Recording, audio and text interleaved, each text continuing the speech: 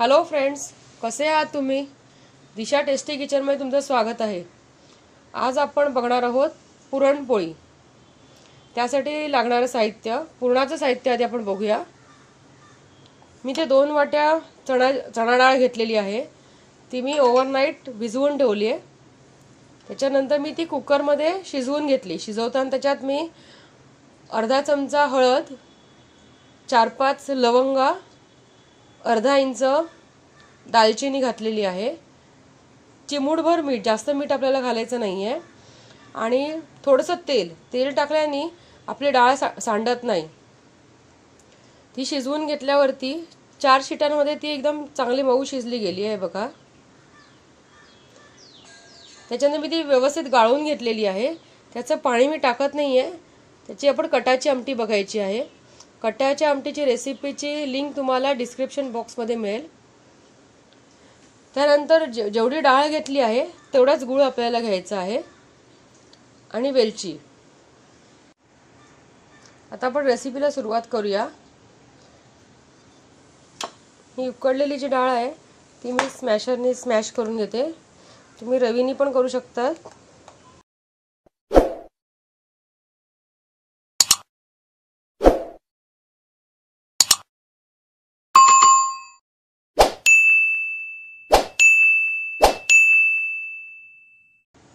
तर आपली ही डाळ व्यवस्थित फेटून तयार आहे बघा। एकही दाणा दिसत नाहीये। आता मी एका कढईत काढते आणि मी त्याच्यात गूळ घालते।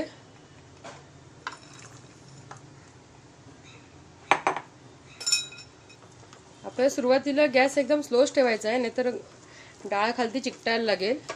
आणि जसा गूळ वितळायला सुरुवात होईल, त्याचा रस होईल, तेव्हा आपण गॅस मोठा करून घेऊया।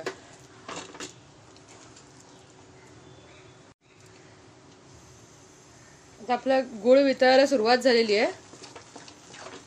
त्याला सतत ढवळत आपल्याला पूर्ण आटवून घ्यायचं आहे।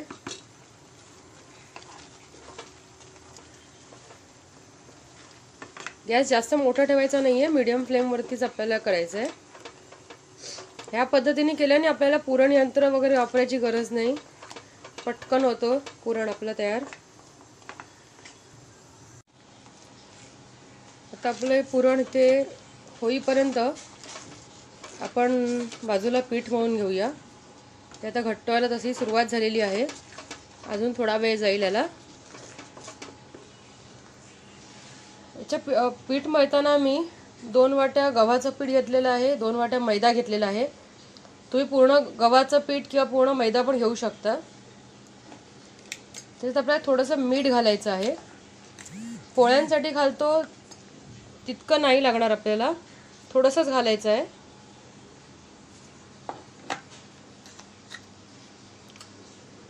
तेल आणि याला मिक्स करून घेऊया। आणि हे थोडं सैलसरच पीठ मळायचं आपल्याला, पोळ्यांपेक्षा थोडं सैल, तर आपली पुरणपोळी आपल्याला नीट लाटता येईल।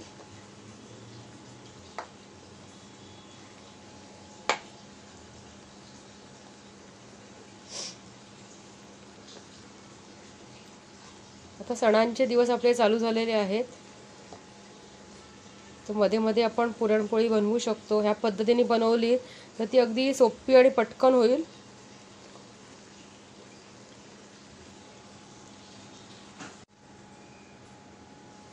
तर आपलं हे पीठ पण मळून होत आलेलं आहे।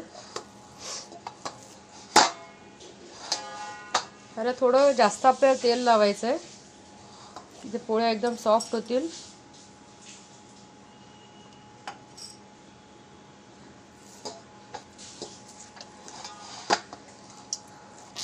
आणि आपल्याला हे नंतर 15 ते 20 मिनिट आपल्याला झाकून ठेवायचं आहे,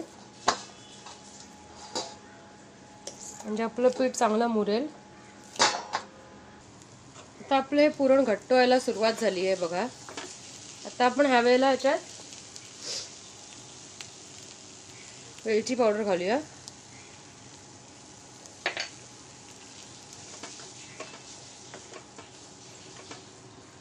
नीट मिक्स करून घेऊया।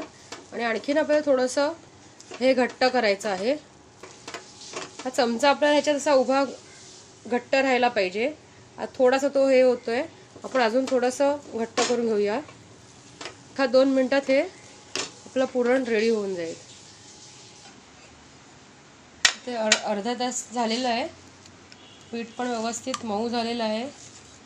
एकदा मी जरा मळून घेते.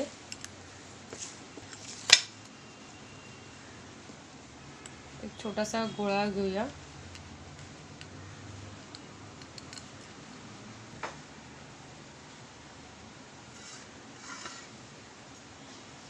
छोटीशी सुरुवातीला पुरी लाटून घ्यायची आहे.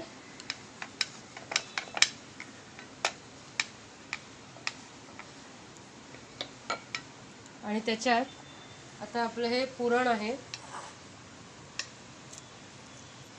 ते घालूया.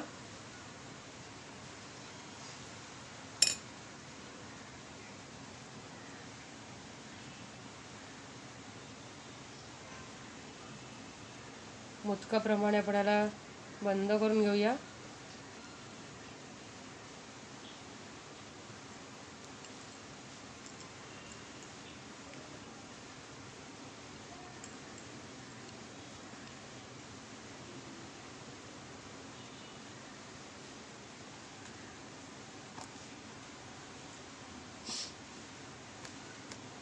आणि जेवढी पातळ जमेल तेवढी आपल्याला पातळ पोळी लाटून घ्यायची आहे.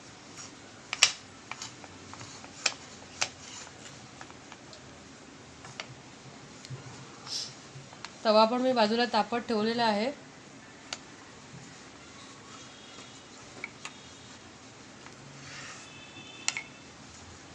सगळीकडे आपल्याला सारखी लाटून घ्यायची, कुठे जाड राहता कामा.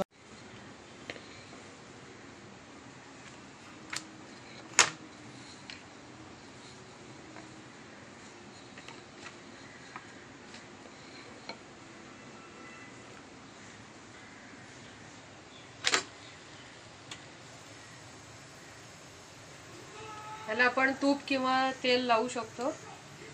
साजूक तूप जास्त चांगलं.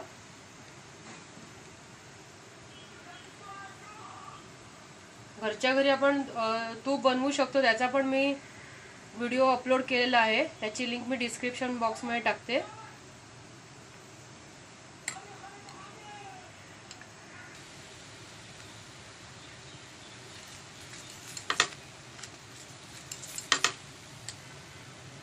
दोन्ही साईडने आपण व्यवस्थित तूप लावून घेऊया.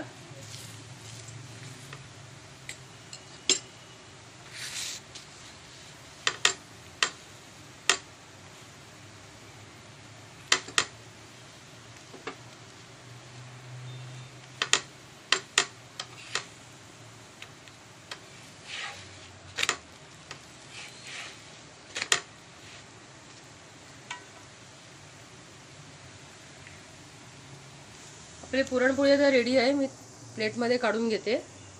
ह्याच पद्धतीने बाकीच्या पुरणपोळ्या आपण बनवून घेऊया. फ्रेंड्स, आपल्या पुरणपोळ्या तयार आहेत.